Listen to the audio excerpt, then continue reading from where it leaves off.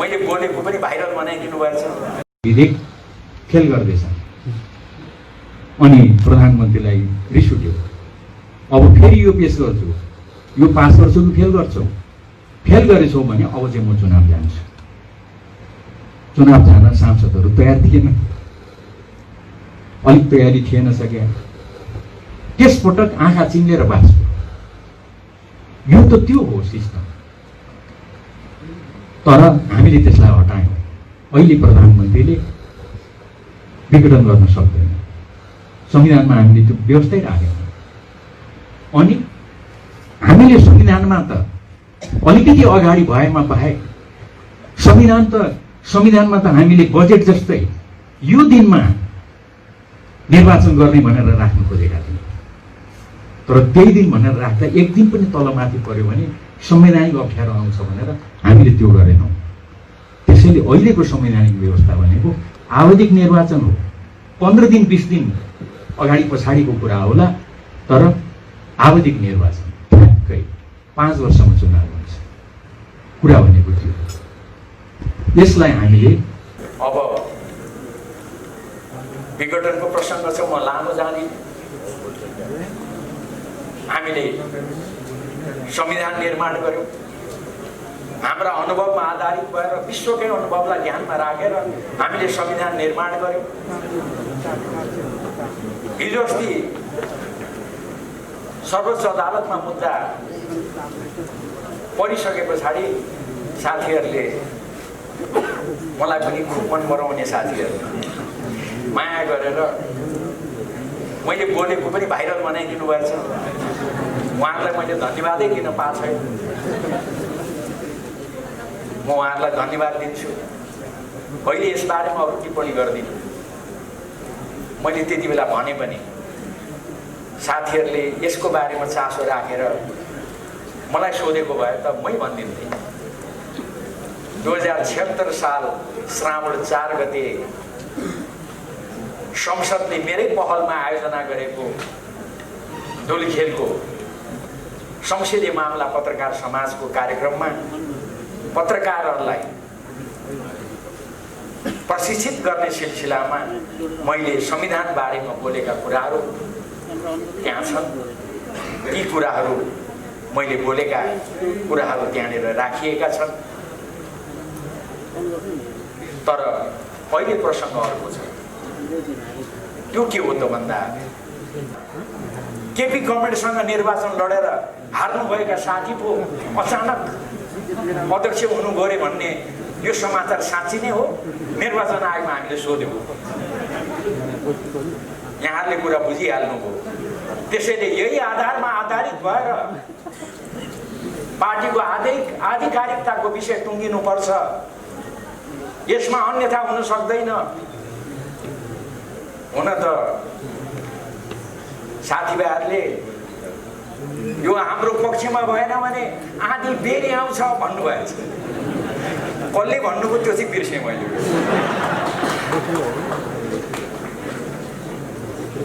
त्यसैले हामी त प्रष्ट छौँ। हामी आधी बेरी आउँछौँ भन्दैनौँ। हाम्रो विधान बमोजिम, हाम्रो अभ्यास बमोजिम, देशका संविधान कानुन प्रक्रिया बमोजिम हामीले आधिकारिकता पाउने बाहेक त्यसको अर्को विकल्प छैन।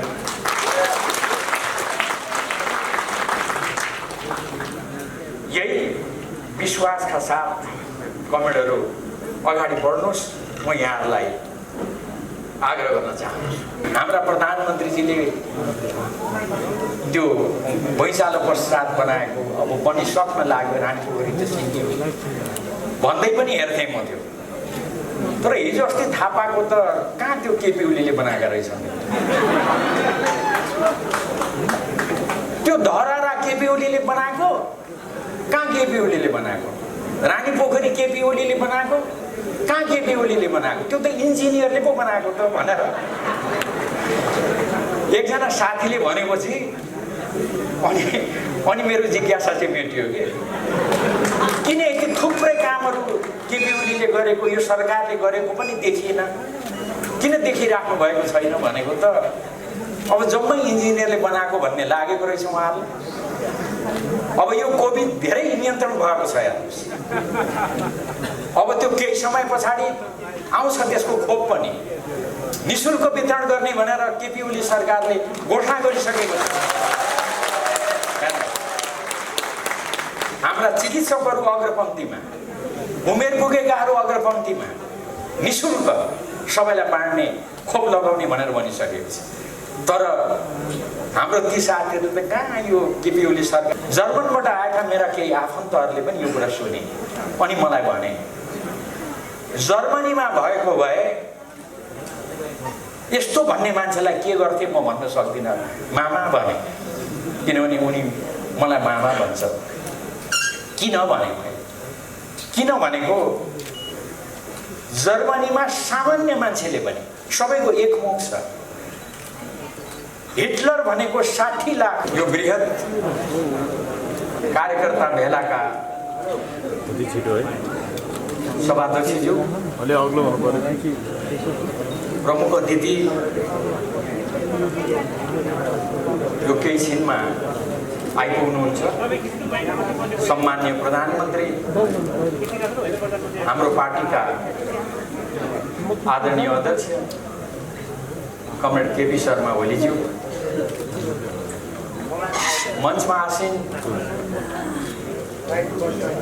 हाम्रा कमरेडहरू छविलाल विश्वकर्मा, कमरेड प्रभु शाह, भानुभक्त ढकाल लगायत यस कार्यक्रममा उपस्थित आदरणीय र प्रिय कमरेडहरू, प्रदेश नम्बर 1 का विभिन्न जिल्लासँग सम्बद्ध अहिलेको यो बेलामा अलिअलि दुःखको बेला, तर यो दुःखलाई चिर्दै उत्साहपूर्वक फेरि अगाडि बढ्नको लागि लागिराख्नुभएका कमरेडहरू, कार्यक्रम स्थलमा उपस्थित सम्पूर्ण मित्रहरू,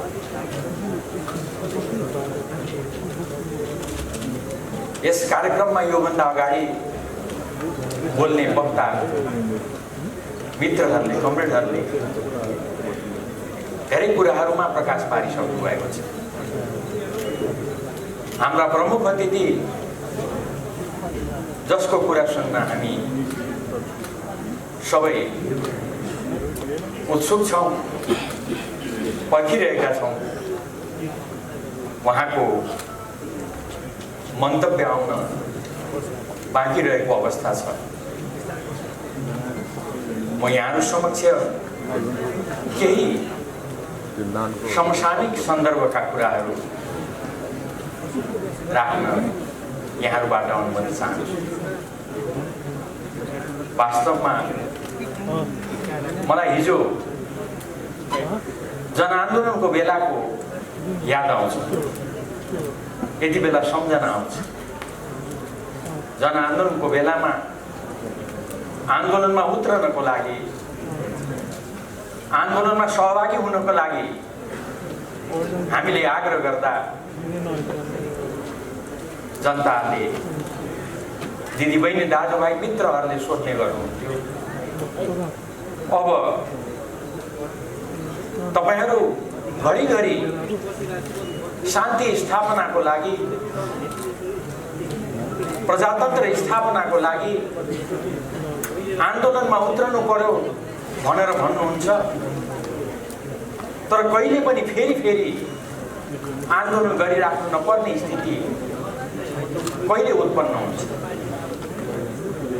कहिले यो अस्थिरतालाई समाप्त गर्नुहुन्छ, सबैको जिज्ञासा त्यही थियो। मलाई राम्रो सम्झना छ, हामीले जवाब दिएको हिजो अस्ति जस्तो लाग्छ। अब फेरि आन्दोलन गर्नुपर्ने स्थिति हामी आउन दिने छैनौँ। तर हामीले भन्यौँ हामी यो अस्थिरतालाई समाप्त गर्छौँ। अब देशमा कहिले पनि अस्थिरता हुन दिने छैन। हामीले भनेका थियौँ त्यति बेला 5 वर्ष चल्ने सरकार ल्याउँछौँ, सरकार 5 वर्ष चल्छ, तपाईहरु मत हालेर पठाउनुहोस्। त्यो सरकारले 5 वर्ष सेवा गर्छ। तर दुःखका साथ त्यो ठाउँबाट मैले आफ्नो कुरा सुरु गर्नुपर्ने छ, अवस्था छ। जनताले केपी ओलीको आह्वानमा, केपी ओलीको आग्रहमा, केपी ओलीलाई प्रधानमन्त्री भनेर, केपी ओलीलाई 5 वर्षको लागि प्रधानमन्त्री मानेर निर्वाचनमा जिताएर पठाएको हामीले अलिकति भए पनि त्यो कुरालाई स्वीकार गर्नुपर्छ। हामीले 5 वर्ष नपुगिकन फेरि उस्तै स्थिति सामना गर्नुपर्ने स्थिति आयो। प्रधानमन्त्रीले भन्नुभएको छ बाध्यता, यो बाध्यताको कारण मैले फेरि जनताको बीचमा उजुर लिएर आउनु पर्यो। यो बाध्यताको कारण फेरि जनताको बीचमा मैले आफ्नो कुरा भन्न आउनु पर्यो। तर स्वाभाविक रूपमा यो स्थितिमा हामी अहिले यहाँ जम्मा भएका छौँ। यसलाई छिर्दै अगाडि बढ्नु बाहेक हाम्रो अगाडि विकल्प छैन। प्रधानमन्त्रीज्यूको भनाइ छ, जब कुनै पनि विकल्प देखिँदैन त्यति बेला जनतामा जानु नै सबैभन्दा राम्रो उपाय हो। त्यसैले अहिले जनताको बीचमा जानको लागि भनेर हामी अग्रसर भएका छौँ र त्यही क्रममा हामी यहाँ अहिले भेला भएका छौँ। कमेन्टहरू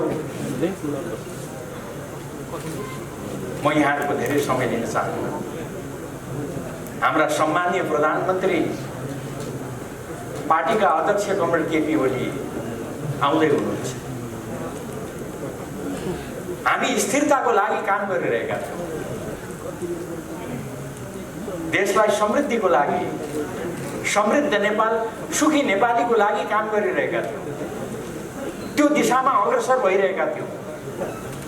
तर यो किन पाछे भएन?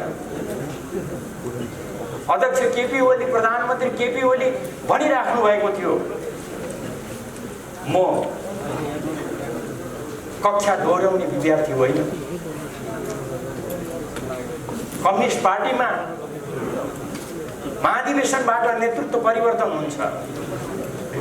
तपाईले महाधिवेशनबाट मलाई निर्वाचित गर्नुभयो। त्यो जिम्मेवारीलाई सम्हाल्दै म यहाँ आइपुगेको छु। पार्टीको महाधिवेशन आयोजना गरेर दुई ठुला पार्टीहरूको बीचमा एकता कायम गर्दै यो बिन्दुसम्म आइपुगेर यसलाई यो ठाउँसम्म ल्याएर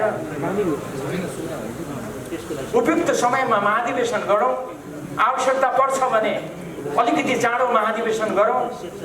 महाधिवेशन मार्फत म पछिल्लो समयमा उहाँले प्रष्ट शब्दमा भन्नुभएको थियो, भन्नुभएको छ, म नयाँ पुस्तालाई त्यो जिम्मेवारी सुम्पन्छु।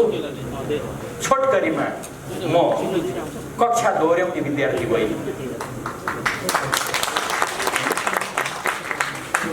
पार्टी महाधिवेशन मार्फत नेतृत्व सुम्पने नयाँ पुस्तालाई अनि निर्वाचन मार्फत जनताको जनादेशको आधारमा नयाँ सक्षम व्यक्तित्वलाई प्रधानमन्त्री पद सुम्पने उद्घोषणका साथ प्रधानमन्त्री पार्टी अध्यक्ष केपी ओली अगाडि बढिरहेको बेलामा यस्तो स्थिति उत्पन्न किन गरियो?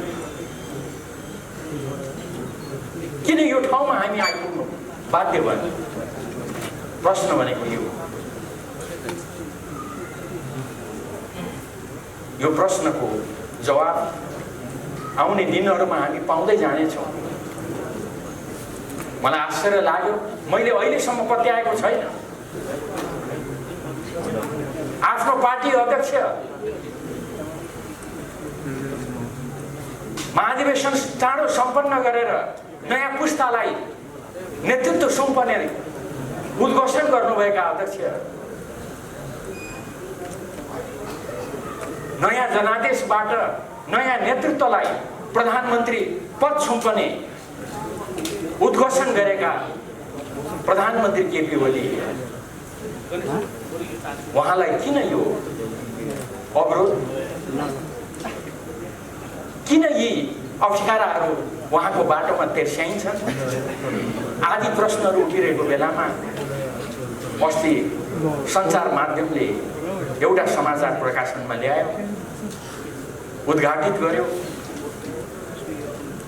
दुईजना नेताहरू भेट्न जानुभयो रे, भेटेर हाम्रा प्रतिपक्षी साथीहरूलाई भन्नुभयो रे संसद पुनर्स्थापना गरौँ, पुनर्स्थापित संसदमा प्रधानमन्त्री त तपाईँहरूलाई नै बनाउँछौँ भन्नुभयो रे। मैले कुरा राम्रोसँग बुझिनँ, मलाई त ठ्याक्कै विश्वास लागिराखेको छैन। अहिले पनि विश्वास नलागी मैले तपाईँहरूलाई सुनाएको मात्र हो, मलाई यो कुरामा विश्वास छैन। अनि फलानो जानुभएको थियो भनेर यसो नक्सा पनि देखाउनुभयो साथीहरूले, कता कता चिनेको जस्तो लाग्यो तर बिर्सियो।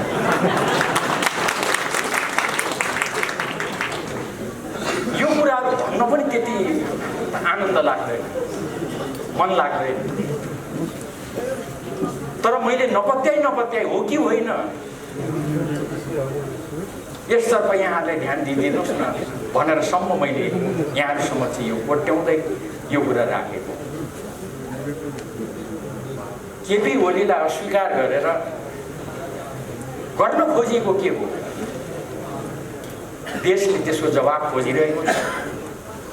मेची महाकाली पार्टी कार्यकर्ता पङ्क्तिले त्यसको जवाब खोजिरहेको छ। त्यसको जवाब चाँडै हामी पाउनेछौँ भन्ने मलाई विश्वास छ। आज योभन्दा बढी अहिले म अरू धेरै कुरा राख्न चाहन्छु। वास्तवमा अहिले यति बेला नेकपा हाम्रा अध्यक्ष कमरेड केपी ओलीको नेतृत्वमा अगाडि बढिरहेको छ। हामीले भनेका छौँ, त्यसबाट देखिन्छ हामी को हौँ, हाम्रो चाहना के हो। हाम्रो पार्टीको अध्यक्ष, हाम्रो नेकपा पार्टीको अध्यक्ष कमरेड केपी ओली, त्यसका महासचिव कमरेड विष्णु पौडेल हुनुहुन्छ। मैले यो नाम लिनुको विशेष कारण छ, हाम्रा दोस्रा अध्यक्ष कमरेड पुष्पकमल दाहाल प्रचण्ड हुनुहुन्छ, अहिले पनि हुनुहुन्छ। त्यसका वरिष्ठ नेताहरू कमरेड झलनाथ खनाल, माधव नेपाल, हामीले कसैलाई पनि कारबाही गरेर निकालेका छैनौँ, किनभने हामी पार्टी एकताको पक्षमा छौँ। हामीले कसैलाई कारबाही गरेर निकालेका छैनौँ। तर मैले नाम बिर्सेँ, हाम्रा केही साथीहरू त कारबाही गर्दै केपी कमरेडलाई कारबाही गरेर आफै अध्यक्ष हुनुभयो रे। को अध्यक्ष हुनुभयो नाम बिर्सेँ मैले।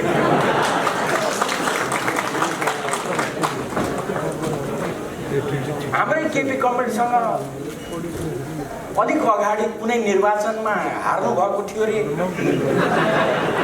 अहिले आएर चाहिँ उहाँले केपी कमरेडलाई निकालेर आफै अध्यक्ष हुनुभयो। कस्तो सजिलो तरिका रहेछ थाहै थिएन। म धेरै यसतर्फ जान चाहन्छु।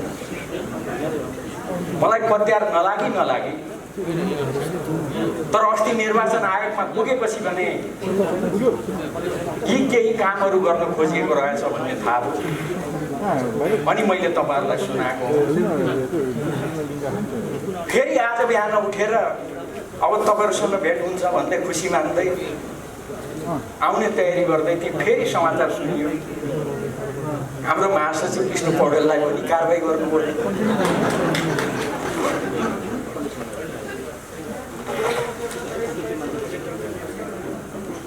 यो सबै त बुझियो।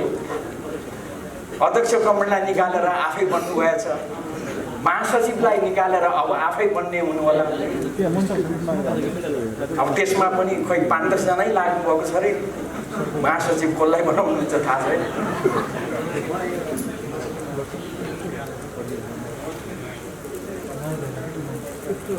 हाम्रा प्रधानमन्त्री केपी ओली उहाँलाई हटाएर चाहिँ सक्दा उहाँलाई हटाएर चाहिँ हामी त तपाईँलाई बनाउँछौँ भनेर पुगेको चाहिँ मलाई अचम्मै लागेको छ। अचम्म लागेको हुनाले फेरि तपाईँहरूलाई सुनाएको मैले। म त यो के को परिचय, यो के गर्न खोजेको, यसको जवाब अरू धेरै म भन्दिनँ। यो सम्पूर्ण कुराको जवाब साथीभाइहरूले, तपाईँ हामी सबैले जनतालाई दिनुपर्छ। मेची महाकालीमा हामीलाई पर्खिएर बसेका पार्टी पङ्क्तिलाई दिनुपर्छ। अहिले अरू धेरै म यस बारेमा टिप्पणी गर्न चाहन्छु। कमरेडहरू, अहिले धेरै घटनाक्रमहरू बढिरहेका छन्। निर्वाचन आयोगमा आधिकारिकताको विषय उठिरहेको छ, छलफल भइरहेको छ। सम्मानित सर्वोच्च अदालतमा विघटन सम्बन्धी मुद्दा छलफल भइरहेको छ। थुप्रै प्रश्नहरू छन्। यो केपी ओलीको सरकारले विकासका केही पनि काम गरेन, सिंहको भाँचेन भनेर केही साथीहरूले केही विषयहरू उठाइराख्नु भएको छ। अनि यही क्रममा पार्टी अध्यक्ष केपी ओलीलाई हामीले कारबाही गर्यौँ भनेर पनि प्रश्न उठाइराख्नु भएको छ। यो के हो? यसको बारेमा म थोरै समय यहाँहरूको लिन चाहन्छु। हाम्रा प्रमुख अतिथि कमरेड केपी ओली आइराख्नु भएको छ। उहाँ आइसक्नुभन्दा अगाडि यस बारेमा म केही चर्चा गर्न चाहन्छु। कमरेडहरू, वास्तवमा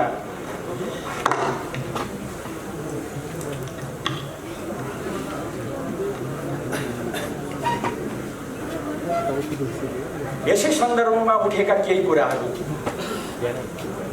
उदाहरणको लागि प्रत्येक विषयमा विवाद उठाउने, जनतालाई निराश बनाउने, पार्टी पङ्क्तिलाई निराश बनाउने खालका कामहरू अहिले भइरहेका छन्, भएका छन्। उदाहरणको लागि प्रधानमन्त्री केपी ओलीले संसद विघटनको सिफारिस गर्नुभयो, राष्ट्रपतिले विघटनको घोषणा गर्नुभयो। अनि प्रश्न उठ्यो, प्रधानमन्त्री केपी ओलीले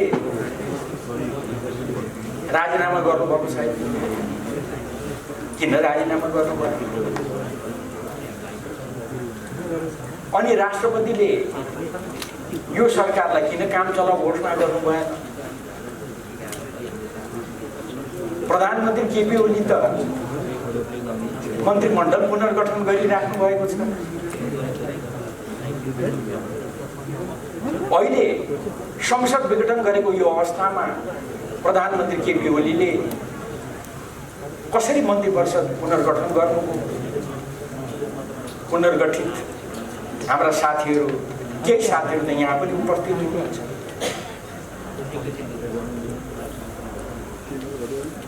यस्ता प्रश्नहरू मैले उठाइराखेको पाएँ।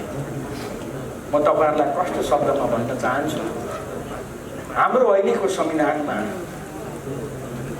यस सम्बन्धमा प्रष्ट एउटा व्यवस्था राखिएको छ। यस बारेमा पनि मुद्दा परेको छ। सर्वोच्च अदालतको यो विचाराधीन छ। त्यसैले यसको धेरै कुराहरू म गर्न चाहन्छु, तर एउटा पक्ष तपाईँहरूको अगाडि म राख्न चाहन्छु। यो एकदमै स्वाभाविक कुरा हो। हाम्रो संविधानको धारा 77 ले प्रधानमन्त्री रिक्त कति बेला हुन्छन् भनेर लेखेको छ। प्रधानमन्त्री प्रतिनिधि सभाको सदस्य नरहेमा, उहाँले लिखित राजीनामा दिएमा, विश्वासको मत प्राप्त गर्न नसकेमा आदि प्रष्ट शब्दमा लेखेको छ। र 77 को 3 मा लगेर संविधानले के भनेको छ त भन्दा यसरी पद रिक्त हुनु पुगेकोमा अथवा यस्तो अवस्थामा त्यस्तो प्रधानमन्त्री अर्को मन्त्री परिषद गठन नभएसम्म सोही मन्त्री परिषदले आफ्नो कार्य सञ्चालन गर्छ। अर्थात् घोषणा भएको निर्वाचन सम्पन्न भएपछि जुन अर्को प्रधानमन्त्री आउँछन् त्यतिन्जेलसम्म यही मन्त्री परिषदले काम गर्छ भनेर, कार्य सञ्चालन गर्छ भनेर हाम्रो संविधानमा प्रष्ट शब्दमा लेखिएको छ। अब यस्तो अवस्थामा यो प्रश्न किन उठाइएको छ मैले बुझेको छैन। म अलिक लाटो नै छु, धेरै बुझ्दिनँ।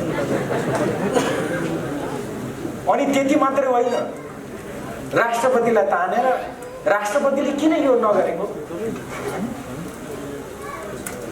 यो ढङ्गले चर्चा गर्ने प्रयासहरू पनि भएका छन्। त्यसैले यति मात्रै भनेर संविधान बमोजिम यो सरकार अहिले कार्यरत छ, कार्य सञ्चालन गरिरहेको छ। यो सरकारले सबै कुरा गर्न सक्छ। एउटा सरकारले गर्न पाउने सबै काम यो सरकारले गर्न पाउँछ। जुन दिन निर्वाचन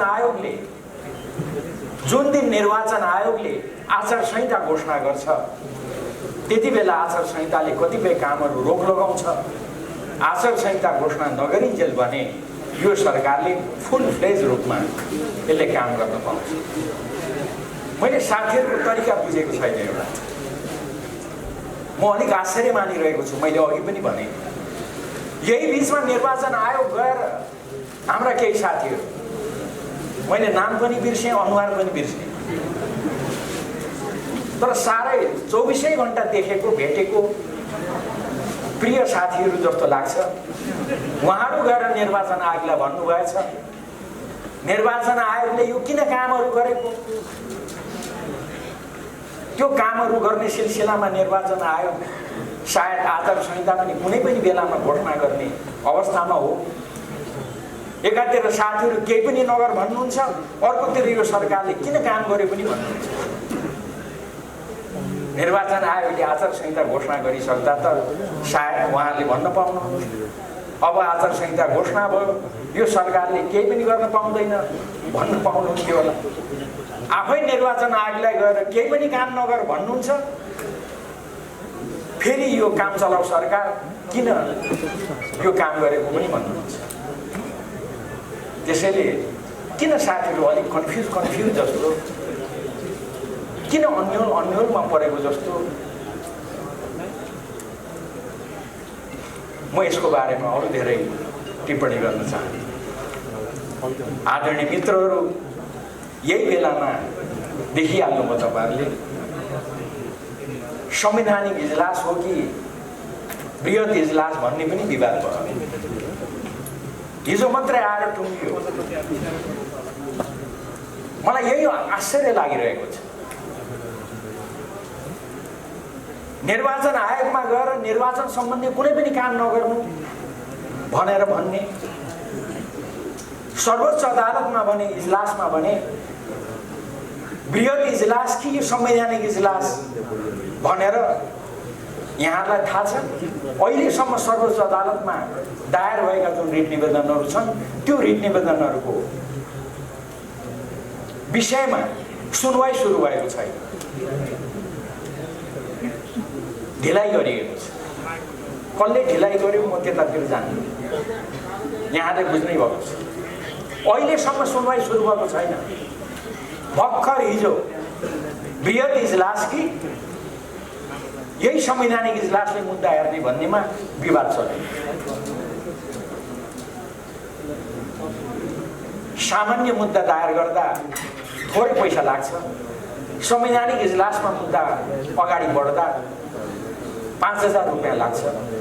उदाहरणको लागि यो संवैधानिक इजलासको मुद्दा भनेर 5,000 रुपियाँ पनि बुझाउनु साथीभाइहरूले, अनि फेरि संवैधानिक इजलास कि बृहत इजलास भनेर अहिलेसम्म सर्वोच्च अदालतलाई अड्काउने काम भइरहेको छ। बल्ल हिजो अब टुङ्गियो, आइतबारबाट यो निरन्तर सुरु हुन्छ। एउटा चाखलाग्दो एउटा सामान्य सानो कुरा यहाँहरूलाई म बताउँ है, अनि अगाडि बढ्छु। वास्तवमा कुरा के थियो त भन्दा योभन्दा अगाडि प्रधान न्यायाधीश सुशीला कार्कीज्यू हुनुभएको बेलामा एउटा सर्वोच्च अदालतले निर्णय गर्यो बृहत बेन्चबाटै। त्यसले के भन्यो त भन्दा संवैधानिक इजलास तोक्नको लागि जसमा विवाद छ नि, यहाँले देखिराख्नु भएको छ, त्यो संवैधानिक इजलास कतिजनाबाट तोकिन्छ? अहिले उहाँले नियम बनाएर सर्वोच्च अदालतले 14 जना प्यानल बनाएको छ न्यायाधीशहरूको। त्यो 14 जना न्यायाधीश मध्येमा सर्वोच्च अदालतका प्रधान न्यायाधीशले 5 जनाको बेन्च बनाउने भनेर अधिकार कसलाई दिएको छ? सर्वोच्च अदालतको प्रधान न्यायाधीशलाई। यो कहिले यो आदेश भयो, कहिले यो तय भयो, टुङ्गो लाग्यो त भन्दा सुशीला कार्कीज्यू प्रधान न्यायाधीश हुँदा त्यति बेला आदेश भएको छ। अब अहिले आएर भने त्यही अनुसार अहिलेका प्रधान न्यायाधीशले संवैधानिक इजलास बनाउने भनेर अगाडि बढ्दा होइन बृहत इजलास चाहिन्छ भनेर विवाद उठाइयो। तर जे होस्, अहिलेसम्मको छलफल बृहत इजलास कि संवैधानिक इजलास भनेर हो। हिजो बल्ल टुङ्गियो। अब आइतबारबाट यो अहिलेको जुन संवैधानिक इजलास छ त्यसले नै यो मुद्दालाई निरन्तर सुनवाई गर्छ र एउटा टुङ्गोमा पुग्छ। स्थिति भनेको यो छ। अनि अहिले यही बिचमा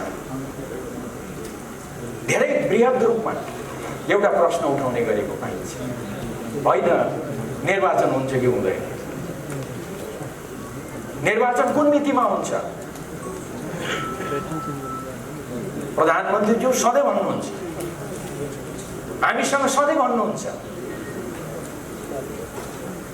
निर्वाचन वैशाख 17 गते र वैशाख 27 गते सरकारले जुन सिफारिस गरेको छ, जुन घोषणा भएको छ त्यो मितिमा हुन्छ। प्रधानमन्त्रीले जसले संसद विघटनको सिफारिस गर्नुभएको, उहाँ संसद विघटनको बारेमा बोल्न सक्नुहुन्छ। मैले सर्वोच्च अदालतमा विचाराधीन मुद्दाको सन्दर्भको कुरा गरेको, किनभने म भनिराखेको छु, अहिले पनि भन्छु, यो कुरा सर्वोच्च अदालतमा विचाराधीन भएको हुनाले मेरो यसमा धेरै भन्नु छैन है भन्ने गरेको छु। तर प्रधानमन्त्रीलाई यो कुरा लाग्दैन, किनभने प्रधानमन्त्री स्वयंले संसद विघटनको सिफारिस गर्नुभयो। उहाँले भन्न पाउनुहुन्छ, भन्न सक्नुहुन्छ, मैले यो कारणले संसद विघटन गरेको। अब के ठिक हो सर्वोच्च अदालतले निर्णय गर्छ। तर मैले यहाँ जोड दिनु खोजेको वैशाख 17 गते र वैशाख 27 गते निर्वाचन हुन्छ कि हुँदैन भन्ने कुरामा। वैशाख 17 र 27 गते निर्वाचन हुँदैन, यो सरकारले गर्दैन भन्ने भ्रम फैलाएर सर्वोच्च अदालतलाई अनावश्यक दबाब दिने प्रयास भएको छ भन्ने विज्ञहरूको टिप्पणी छ। मेरो आरोप होइन, यो मेरो भनाइ होइन, तर विज्ञहरूको टिप्पणी छ। निर्वाचन नै हुँदैन, तोकिएको मितिमा निर्वाचन गर्दैन जस्ता भ्रमहरू फैलाएर सर्वोच्च अदालतलाई अनावश्यक दबाब दिने नहुने निर्वाचनको सम्बन्धमा श्रीमान किन अगाडि बढ्ने जस्ता कुराहरू गर्न खोजिएको छ भन्ने कुरा उठेको छ। म अरू यसबारेमा थप्न चाहन्छु। छोटकरीमा तोकिएको समयमा निर्वाचन गर्नुपर्छ, तोकिएको समयमा निर्वाचन हुन्छ भन्ने कुरा म यहाँको समक्ष राख्न चाहन्छु। वास्तवमा देश त निर्वाचनमा गइसकेको छ। मैले अन्यथा भन्न खोजेको होइन। स्वयं हेर्नुहोस्, प्रतिपक्ष निर्वाचनमा गइसकेको छ। हाम्रा प्रमुख प्रतिपक्षको कार्यक्रमहरू हेर्नुहोस् त, यहाँ उहाँहरूका विरोधका कार्यक्रमहरू, आन्दोलनका कार्यक्रमहरू।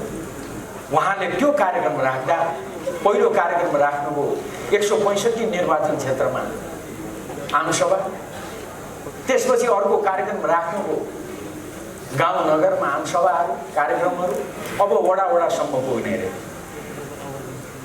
हेर्नुहोस् है, हाम्रा प्रतिपक्षी प्रतिस्पर्धीले त निर्वाचन सम्बन्धी काम त झन्डै झन्डै भ्याउन थाल्नुभयो। तपाईँ हामी चाहिँ अझै पनि धेरै काम गर्न बाँकी छ। त्यसैले मैले आग्रह गर्न खोजेको के हो त भन्दा, सिङ्गो देश निर्वाचनमय हुनेतर्फ अगाडि बढिरहेको छ। हामीले यो कुरालाई केन्द्र बनाएर अगाडि बढ्नुपर्छ। यो नै हाम्रो जिम्मेवारी हो भन्ने मेरो आग्रह छ। अस्ति भर्खर प्रधानमन्त्रीज्यूले यस दिशामा सिङ्गो देशलाई आग्रह गरिसक्नु भएको छ। यसमा म अरू लामो चर्चा गर्न चाहन्छु। आयोगमा आधिकारिकताको विवाद छ। आयोगमा यो आधिकारिकताको विवाद भएको हुनाले धेरै लामो म यसमा टिप्पणी गर्न चाहन्छु। यो पनि आयोगको विचाराधीन छ। तर यति कुरा तपाईहरुलाई म भन्न चाहन्छु, हामीले साह्रै मेहनत गरेर, साह्रै गम्भीर छलफल गरेर, तयारी गरेर हाम्रा विधानहरू, हाम्रा अभ्यासहरू, त्यसको यथार्थ धरातलमा उभिएर हामीले निर्वाचन आयोगलाई आफ्नो लिखित जवाब बुझाएका छौँ। हामी ठुलो सङ्ख्यामा निर्वाचन आयोगमा उपस्थित भएर हामीले हाम्रो लिखित दस्तावेज प्रमुख निर्वाचन आयुक्त लगायत आयुक्तहरूलाई दिएका छौँ। हामीले भनेका छौँ। म एक दुईवटा कुरा मात्रै राख्न चाहन्छु। हाम्रो पार्टीको निर्णय गर्ने प्रक्रिया, यसलाई तपाईहरुले कसरी हेर्नुपर्छ, हामीले यो कुरा विस्तृत रूपमा राखेका छौँ। वास्तवमा जति बेला एकता भयो, एकता हुँदा दुई पार्टी नेकपा एमाले र नेकपा माओवादी केन्द्रको बीचमा यो एकता हुन्छ भनेर पनि कसैले पत्याएका थिए। हामीले निर्वाचनको गठबन्धन गर्दा धेरैले पत्याएका थिएन, तर हामी गठबन्धन गरेर अगाडि बढ्यौँ। पछि दुई पार्टीको बीचमा एकता कायम गर्यौँ। दुई पार्टी बीचको एकता घोषणा गर्दा हाम्रा दुई अध्यक्ष, हाम्रा पार्टीका अध्यक्ष केपी ओली र अर्का अध्यक्ष पुष्पकमल दाहाल प्रचण्डले उहाँले घोषणा गर्नु।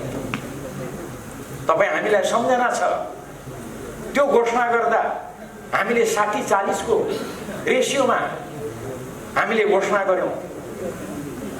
दुई अध्यक्षले सचिवालय घोषणा गर्नुभयो, स्थायी कमिटी घोषणा गर्नुभयो, केन्द्रीय कमिटी घोषणा गर्नुभयो। हामीले त्यसलाई मान्यौँ, अनुमोदन गर्यौँ। त्यो 60-40 भनेको के को आधारमा गरिएको? त्यो सबै सन्दर्भलाई ध्यानमा राखेर तपाईहरु एउटा निष्कर्षमा पुग्नुपर्छ। हामीले निर्वाचन आयोगलाई भनेका छौँ, हामीले त्यति मात्र होइन, यो सम्पूर्ण यो सिङ्गो पार्टीको विधि प्रक्रिया भनेको सहमति र समझदारी हो। सहमति र समझदारीमा आधारित भएर हामी अगाडि बढ्छौँ। हामीले हाम्रो विधानमा त्यो लेखेका छौँ, हाम्रो त्यो अभ्यास त्यो छ। त्यो कारणले गर्दा हाम्रो पार्टीको एकतालाई यति लामो समय लाग्यो, हामीले त्यो भनेका छौँ। तर अहिले त्यसतर्फ म लामो चर्चा गर्न चाहन्न। बहुमत र अल्पमतका कुराहरू ल्याउँदै विग्रह उत्पन्न गर्ने काम भयो। पहिले त उहाँहरू हुँदा कारबाहीतिर अगाडि बढ्नुभयो र अहिले हामी यो ठाउँमा उभिएका छौँ। हामीले प्रश्नसँग यो सम्पूर्ण दस्तावेज हाम्रा प्रत्येक निर्णयहरूमा हाम्रा प्रथम अध्यक्ष केपी ओलीको हस्ताक्षरले मात्रै सबै काम कारबाहीहरू भएका कुराहरू लगायतका यी सम्पूर्ण कुराहरू हामीले निर्वाचन आयोगमा बुझाएका छौँ। कतिसम्म भने हाम्रा यो अन्य साथीहरूले बुझाउनु भएको निर्वाचन आयोगमा बुझाउनु भएको कागजमा पनि हाम्रो उपस्थितिमा 1 नम्बरमा त केपी ओली नै रहेछ। किनभने उहाँ त 1 नम्बरै हो, त्यसमा त विवाद भयो। उहाँले बुझाएको कागजमा पनि 1 नम्बरमा केपी ओली छ। अनि मैले अन्यथा उहाँलाई जिस्काउन खोजेको होइन, महासचिव त रहँदै रहेछ। उहाँले बुझाएको कागजमा महासचिव त छँदै रहेनछ। अचम्म होइन, अब छँदै छैन त कहाँबाट ल्याउने। त्यसैले हाम्रो भनाइ छ प्रथम अध्यक्ष केपी ओली, महासचिव विष्णु पौडेल जहाँ छ त्यहीँनिर पार्टी छ। अघि कमेन्टले भन्नुभयो जहाँ केपी ओली त्यहीँ हाम्रो पार्टी, सही हो। तर मैले महासचिव किन जोडेँ त भन्दा हाम्रो विधान बमोजिम पार्टी अध्यक्षको निर्देशनमा केपी ओलीको निर्देशनमा महासचिवले बैठक बोलाउँछ। महासचिवै नभएको त्यो साथीहरूले कसरी बैठक बोलाएर हाम्रा कमरेड केपी ओलीलाई कारबाही गरिराख्नु भएको छ। हुँदा हुँदा त आज त महासचिव नै निकालिदिनु भयो। कसरी यो सम्भव छ? हाम्रा बृहत दस्तावेज हामीले निर्वाचन आयोगमा बुझाएका छौँ, तर मुख्यतः यही कुराहरूमा आधारित भएर हामीले गरेका छौँ। हामीले प्रश्न उठाएका छौँ। पार्टीको लागि, नेकपाको लागि पार्टी महाधिवेशन ठुलो हो। पार्टी महाधिवेशनबाट निर्वाचित भएर आएका केपी ओली, अर्को पार्टीको महाधिवेशनबाट निर्वाचित भएका पुष्पकमल दाहाल प्रचण्ड, उहाँहरूले एकताको घोषणा गर्नुभयो। एकता नटुकिन्जेलसम्म महाधिवेशन पनि एकताको महाधिवेशन हुन्छ, सहमति र समझदारीको महाधिवेशन हुन्छ भनेर घोषणा गरिएको छ। तर यो अचानक कहाँबाट केपी ओलीलाई निष्कासन गर्दै कारबाही गर्दै त्यति बेला निर्वाचित महाधिवेशनमा केपी कमरेडसँग निर्वाचन लडेर हार्नुभएका साथी पो अचानक अध्यक्ष हुनुभयो अरे भन्ने यो समाचार साँच्ची नै हो? निर्वाचन आयोगमा हामीले सोध्यौँ, यहाँहरूले कुरा बुझिहाल्नुभयो। त्यसैले यही आधारमा आधारित भएर पार्टीको आधिकारिकताको विषय टुङ्गिनुपर्छ। यसमा अन्यथा हुन सक्दैन। हुन त साथीभाइहरूले यो हाम्रो पक्षमा भएन भने आधी बेरी आउँछ भन्नुभएको छ। कसले भन्नुभयो त्यो चाहिँ बिर्सेँ मैले।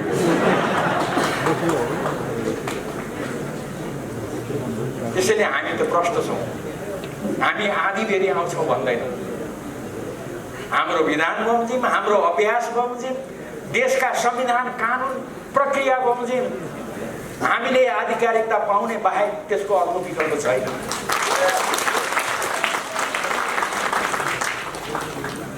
यही विश्वासका साथ कमेन्टहरू अगाडि बढ्नुहोस्।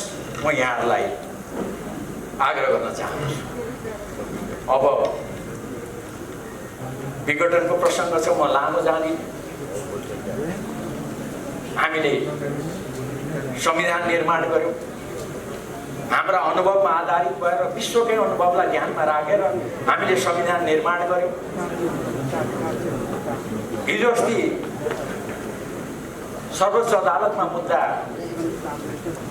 परिसके पछाडि साथीहरूले मलाई पनि खुब मन पराउने साथीहरू माया गरेर मैले बोलेको पनि भाइरल बनाइदिनु भएको छ। उहाँहरूलाई मैले धन्यवादै दिन पाएको छैन। म उहाँहरूलाई धन्यवाद दिन्छु। अहिले यसबारेमा अरू टिप्पणी गर्दिनँ। मैले त्यति बेला भने पनि साथीहरूले यसको बारेमा चासो राखेर मलाई सोधेको भए त मै भनिदिन्थेँ। 2076 साल श्रावण 4 गते संसदले मेरै पहलमा आयोजना गरेको धुलखेलको संसदीय मामला पत्रकार समाजको कार्यक्रममा पत्रकारहरूलाई प्रशिक्षित गर्ने सिलसिलामा मैले संविधान बारेमा बोलेका कुराहरू त्यहाँ छन्। ती कुराहरू मैले बोलेका कुराहरू त्यहाँनिर राखिएका छन्। तर अहिले प्रसङ्ग अर्को छ। त्यो के हो त भन्दा सम्मानीय प्रधानमन्त्रीज्यूले केही विषयहरू उठाएर उहाँले संसद विघटन गर्नु। उहाँले भन्नुभयो संविधानमा यो देशको राज्य प्रणाली संसदीय शासन प्रणाली हुन्छ भनेर लेखेको छ। म धेरै धारा उधारामा जान चाहन्न, प्रष्टै छ। त्यो संसदीय प्रणाली भनेको के हो? प्रधानमन्त्रीजीको लिखित जवाफमा पनि त्यो व्याख्या गरिएको छ। उहाँले भन्दा पनि हामीलाई त्यही भन्नुहुन्थ्यो। उहाँले भन्नुभएको छ संसदीय शासन प्रणाली भनेको प्रधानमन्त्रीको आफ्नो एक प्रकारको विशेषाधिकार पनि हुन्छ। त्यसलाई संविधानले कहीँ पनि निषेध गरेको छैन। यो अवस्थामा 2/3 बहुमत भन्ने, 2/3 बहुमतले काम गरेन भनेर आरोप लगाउने, तर मलाई भने सिङ्गो बाँध्न नदिने, यो अवस्थामा मैले कहाँ जाने? मलाई देखाइदिनु पर्यो। प्रधानमन्त्रीज्यूको यो प्रश्न छ। प्रधानमन्त्रीजीले यही कुरा भन्दै हामीलाई उहाँले आफ्नो लिखित जवाफमा मैले यो कुराको जवाफ लिनको लागि कुनै पनि देशमा र यो देशमा पनि सबैभन्दा सक्षम भनेको जनता हो। लोकतन्त्रमा जनता नै सबैभन्दा निर्णायक हुन्। त्यसैले मलाई परेको यो अप्ठ्यारो, मसँग यत्रो बहुमत हुँदाहुँदै पनि मलाई काम गर्न नदिएको, सिङ्गो बाँध्न नदिएको यो कुरा लिएर म जनताको बिचमा जान्छु भनेर उहाँले जनतामा जाने निर्णय गर्नुभयो। उहाँले यही भन्नुभयो। अब जनतामा जाने निर्णय गर्नु बेठिक हो, जनतामा जानु बेठिक हो भनेर कसैले भन्नुहुन्छ भने अब त्यसको बारेमा अहिले म धेरै चर्चा गर्दिनँ। अब चुनाव हुँदा जनताले फैसला गर्नुहुन्छ। जनतामा जान्छु भन्नेलाई जिताउने कि जनतामा जानु हुँदैन भन्नेलाई जिताउने, त्यो त जनताको निर्णयको कुरा हो। अहिले यसबारेमा धेरै चर्चा गर्दिनँ। त्यसैले अहिले यी प्रश्नहरू छन्। यो प्रश्नहरूको बारेमा सम्मानित सर्वोच्च अदालतमा विचाराधीन छ यो विषय। त्यसैले यो विषयमा म अहिले बोल्दिनँ है। यो विषयमा सर्वोच्च अदालतले फैसला गरेको भोलिपल्ट मात्रै बोल्छु है भनेर मैले भनेको त्यसमा म कायम छु। म मौन होइन, मैले यति कुरा बोलेको छु। त्यसैले सम्मानित सर्वोच्च अदालतले यसबारेमा अब चाँडै निर्णय गर्ला। त्यो निर्णय अनुसार हामी सबैले अगाडि बढ्नुपर्छ भन्ने कुरामा विवादै छ।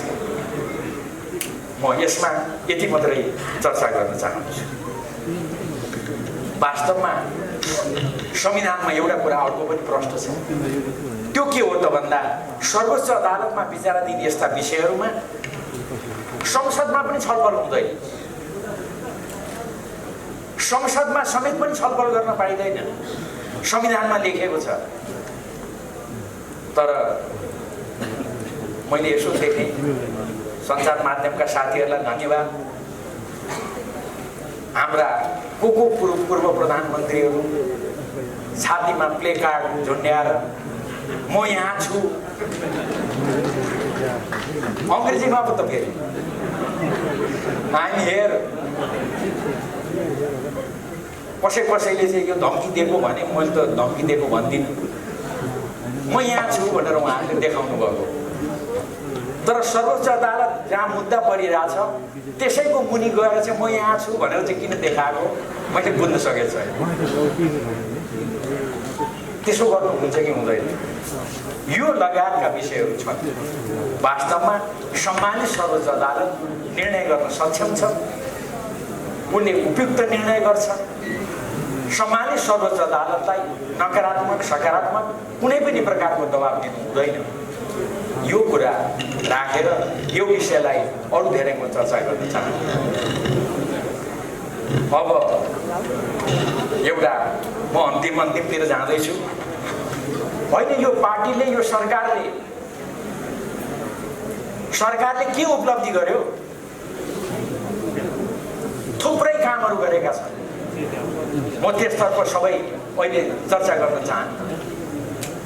कतिपय कुराहरू छन्, उदाहरणको लागि भर्खरै हिजो अस्ति भएका कुराहरू, एसिड आक्रमणको कुरालाई दण्डित गर्ने सम्बन्धी कानुन, रेपमा मिलापत्रहरू भइरहेका छन्, त्यसले रेपलाई बढावा दिइरहेको छ, महिला हिंसा बढेको छ, त्यसबारेमा मिलापत्र गर्न पाइँदैन भन्ने कानुन। त्यसै गरेर प्रधानमन्त्रीज्यूको उहाँको मन्तव्यमा पनि आएको थियो, द्वन्द्वको बेलामा घाइते भएका लडाकुहरू जिउमा छर्रा बोकेर हिँडिरहेका छन्, उहाँहरूको खै उपचार? भर्खरै सरकारले उनीहरूको निःशुल्क उपचार गर्ने भनेर निर्णय गरेको छ। ती लडाकुहरू जसले त्यत्रो योगदान दिए सङ्घीय लोकतान्त्रिक गणतन्त्र स्थापित गर्नको लागि, उनीहरूलाई अहिलेसम्म राज्यले किन सम्मान गर्दैन? त्यसैले केपी ओली प्रधानमन्त्रीले हामीसँग सल्लाह गर्नुभयो, छलफल गर्नुभयो, हामीलाई भन्नुभयो, उहाँले घोषणा गर्नुभयो। अब चाँडै त्यो आउँछ निर्णयमा। सङ्घीय लोकतान्त्रिक गणतन्त्रको स्थापनाको लागि योगदान गर्ने ती लडाकुहरूलाई राज्यको तर्फबाट सम्मान दिने घोषणा सरकारले गर्दैछ। भर्खरै भएका कामहरू, पहिलाका थुप्रै कामहरू, त्यतातिर म सबै जान चाहन्न। देशलाई फुसको छाना मुक्त गरेको सानो हो, ठुलो काम हो।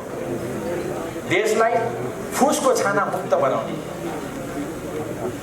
त्यसै गरेर घर घरमा बिजुली पुर्याउने कुरा, मेलम्ची अब केही महिनाभित्रमा आइपुग्छ। त्यसपछि सफा पानी घर घरमा पुर्याउने कुरा लगायतका थुप्रै कुराहरू, देश सुरुङ युगमा प्रवेश गरेका कुराहरू। अनि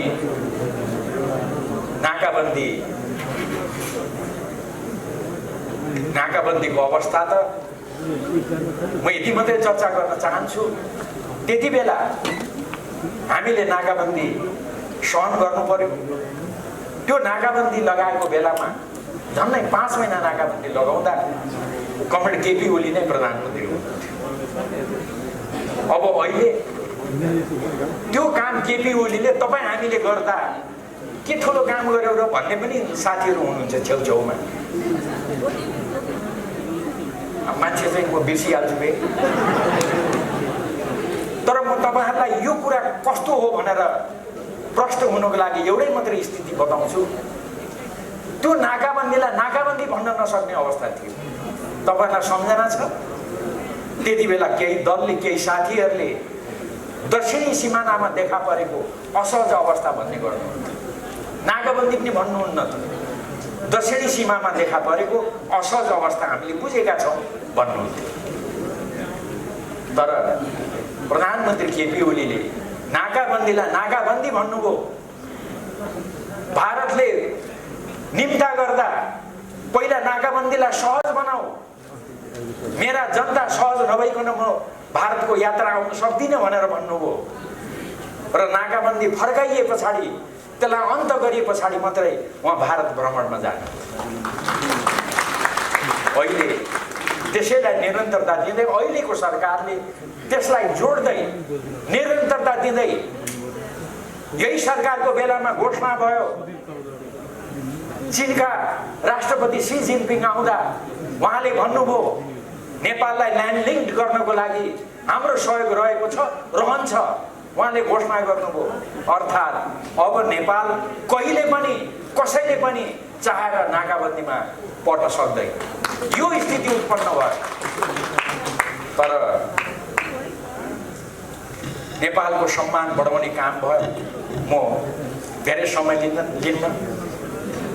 सार्वभौमिकता बराबरै हुन्छ, सानो र ठुलो हुँदैन।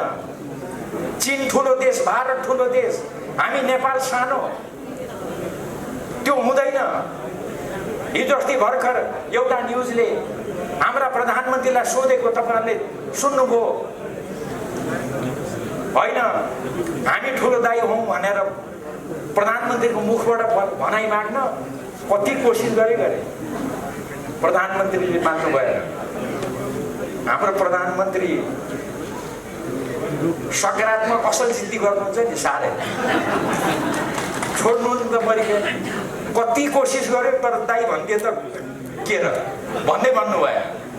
उहाँले पटक पटक दोहोऱ्याउनु भयो देश साना हुन सक्छन्, ठुला हुन सक्छन्, सार्वभौमिकता सानो र ठुलो हुँदैन, बराबर हुन्छ। त्यो कति दिनसम्म अहिलेसम्म भारतमा भारतीय सञ्चार माध्यममा नेपालका प्रधानमन्त्रीको चर्चा छ। हाम्रो सम्मान यसले बढ्यो कि बढेन? म यसलाई अरू धेरै भन्दिनँ। तर साह्रै विधि प्रक्रियाको कुरा गर्ने हाम्रा साथीहरूले ठ्याक्क यही बेलामा हाम्रा प्रधानमन्त्री पार्टीका अध्यक्ष केपी ओलीलाई कारबाही गर्नुभयो रे, अध्यक्षबाट हटाउनु भयो रे, अरू केबाट हटाउनु भयो? मैले सुन्दै थिएँ केन्द्रीय कमिटीबाट रे, कताबाट रे। पार्टी अध्यक्ष केपी ओलीलाई यो कारबाही किन गरियो? के को लागि गरियो? अहिले जिज्ञासा छ, प्रश्नहरू छन्। होइन, नेपालको नक्सा जहाँ चुच्चो थिएन त्यो नक्सामा चुच्चो जोडेको हुनाले लिम्पियाधुरा हाम्रो हो, हामी छोड्दैनौँ भनेर लिम्पियाधुरालाई नेपालको नक्सामा जोडेर कुनै पनि हालतमा यो नक्सा पारित गर्नै पर्छ भनेर सर्वसम्मतिबाट त्यो नक्सा बनाए बापत केपी ओलीलाई कारबाही गरिएको हो? प्रश्न। त्यसै गरेर छिमेकी ठुला देशहरूलाई होइन दाइ भन्नुपर्ने, टेर्ने होइन नि त केपी ओली। दाइ भनेन, त्यही दाइ नभने बापत केपी ओलीलाई कारबाही गरिएको हो? जवाफ त आउनु पर्यो नि।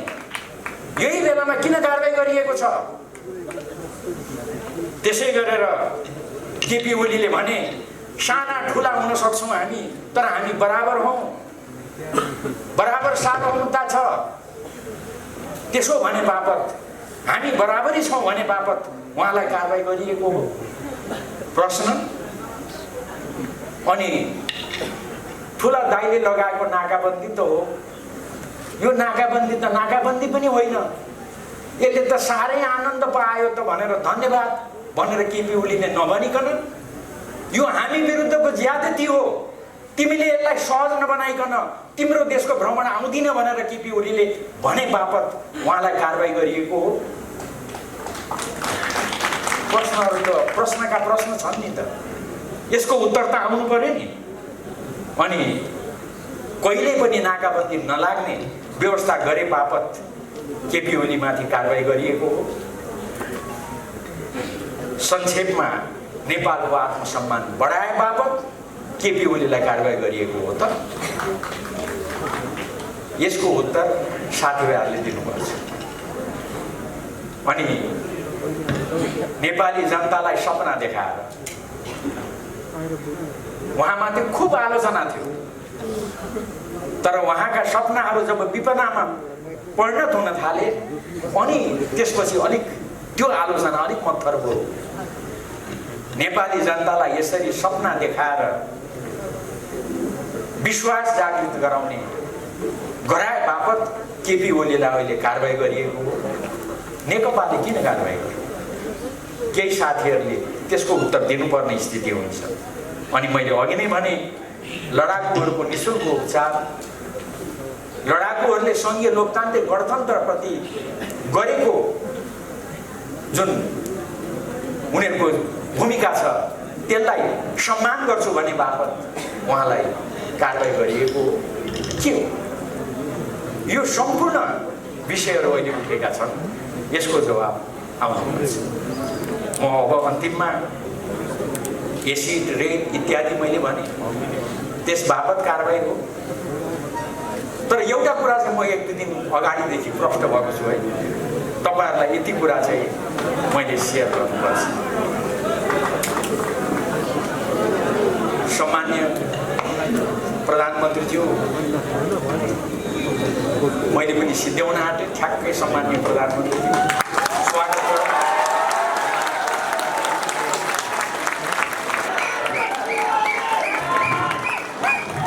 म सिंहदरबारबाट हाम्रो धरहरा कस्तो भएछ, कति बनिएछ भन्दै हेर्न, रानी पोखरी कस्तो भएछ भनेर जहिले पनि बेला बेलामा त्यहाँबाट यसो धरहरा हेर्दै रानी पोखरी हेर्दै मक्ख पर्दै म घर फर्कन्छु। हाम्रा प्रधानमन्त्रीजीले त्यो भैँचालो पश्चात बनाएको अब बनिसक्न लाग्यो रानी पोखरी त सिङ्गियो भन्दै पनि हेर्थेँ म त्यो। तर हिजो अस्ति थाहा पाएको त कहाँ त्यो केपी ओलीले बनाएका रहेछन्। त्यो धरहरा केपी ओलीले बनाएको, कहाँ केपी ओलीले बनाएको? रानी पोखरी केपी ओलीले बनाएको, कहाँ केपी ओलीले बनाएको? त्यो त इन्जिनियरले पो बनाएको त भनेर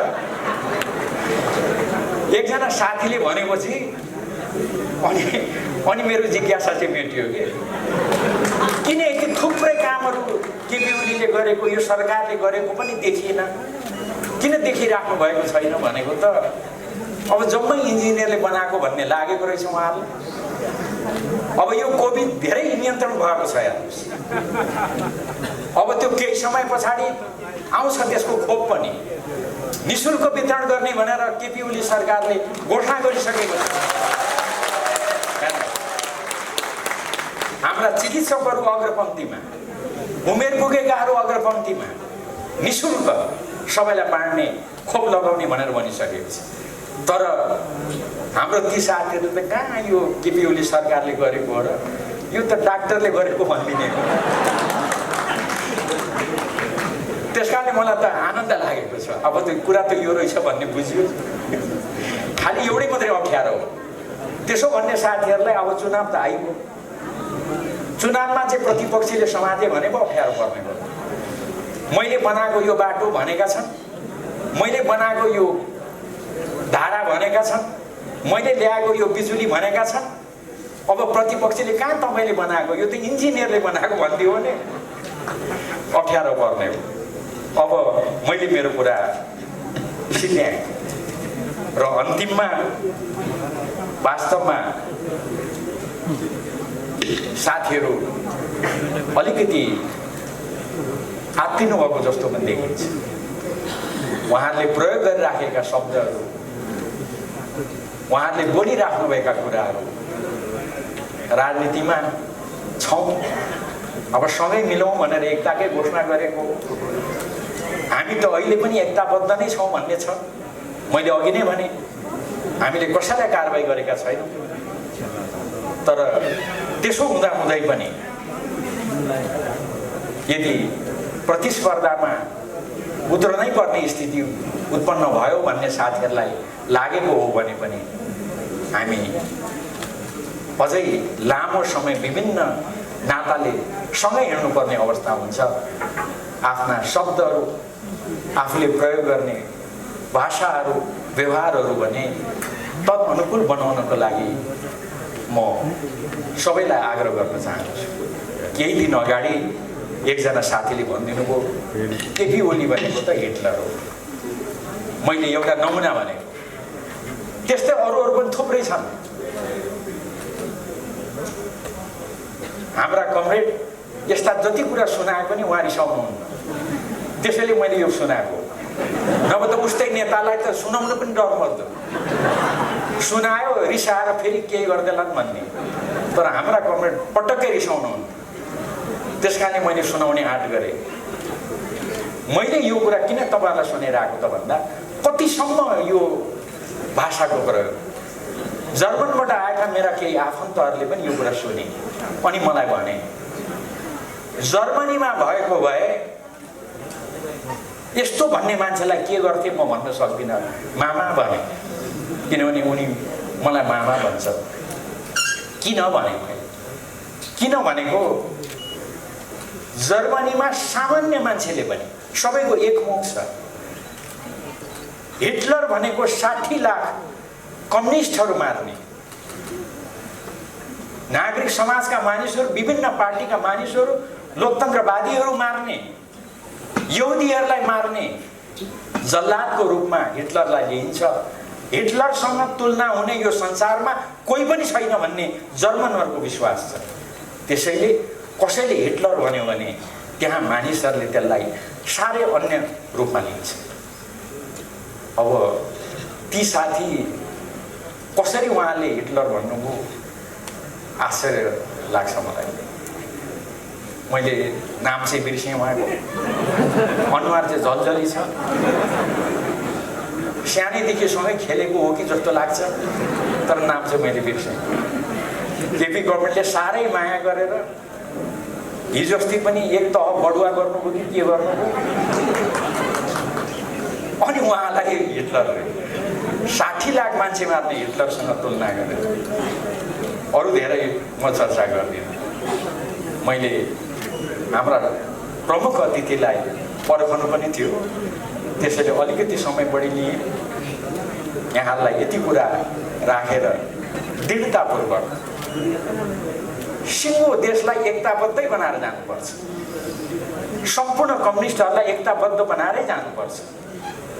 हाम्रा कमरेड अध्यक्ष केपी ओली दृढतापूर्वक उभिनु भएको छ, सिङ्गो नेकपा दृढतापूर्वक उभिएको छ, त्यसको वरिपरि गोलबन्द भएर अगाडि बढ्नुपर्छ। यही आग्रह र आह्वान गर्दै म तपाईँहरूसँग बिदा चाहन्छु। हवस् त, धन्यवाद, नमस्कार।